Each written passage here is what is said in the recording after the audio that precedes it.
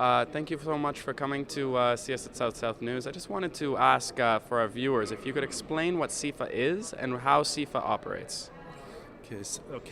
Thank you for inviting me to speak on South News. It's a great pleasure to be here.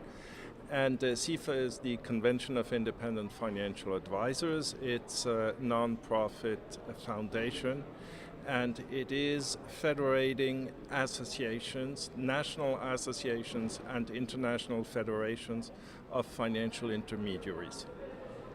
And so if you are these associations, does that mean that you incorporate different financial institutions from all over the world and bring a philanthropic arm to their operations? Well, we do not really incorporate financial institutions. We are defending the financial intermediaries, which are usually small to very small firms. And these intermediaries are the direct representatives of their clients, who are the investors. What we have to say about this is that the market share of independent financial advisors has exploded over the last 5 years. What we observe too, especially, is that on each financial crisis, the market share of the independent financial advisors is increasing significantly.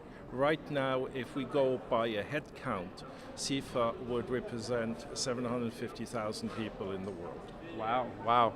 Okay, and what are the goals of CIFA in terms of 5 years from now? Where would you like to be with your members as well as with your organization as a whole?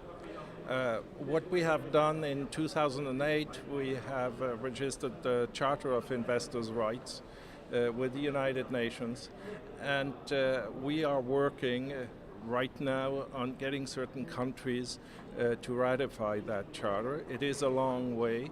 It's going to take us time, but we feel that investors themselves, or in French we call them épargnants, which is more specific to small investors, are poorly defended, and the financial crisis of 2008 has not had any positive impact for the protection of these for these investors. It is also true that countries do concentrate on what they call consumer protection, but consumer protection has not really been effective in the financial world. Sure. And I just want to ask how many countries you operate in, and then as a second part to that question, whether you do work in emerging markets and with investors in countries in the global south. Okay, the initiative started from Europe. Our first partners when we started the idea of CIFA were in Brussels, and of course we have a very strong European base. Then we expanded to North America through Canada. We are in South America. We have Argentinian associations.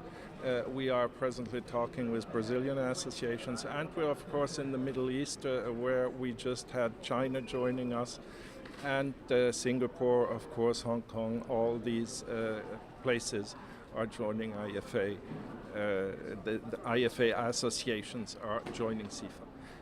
What we have to be aware of is that the appearance of independent financial advisors is a sign of a maturing financial market in the countries, so that we do have now more and more countries who are structuring themselves to have IFA associations that are joining us, be it in Russia or in Asia, where we, for example, just had Indonesia who joined us. Wonderful.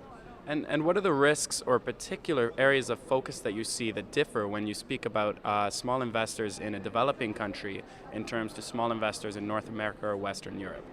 Well, let's not forget that having a bank account in a lot of countries and in a lot of emerging market countries is already a sign of wealthiness. And that is where financial planning is starting.